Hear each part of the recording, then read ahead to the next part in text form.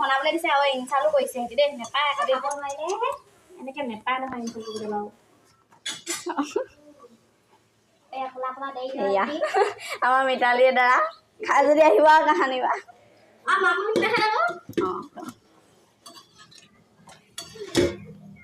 আৰু ইয়াৰ মাংস দেই ব্ৰইলাৰ মাংস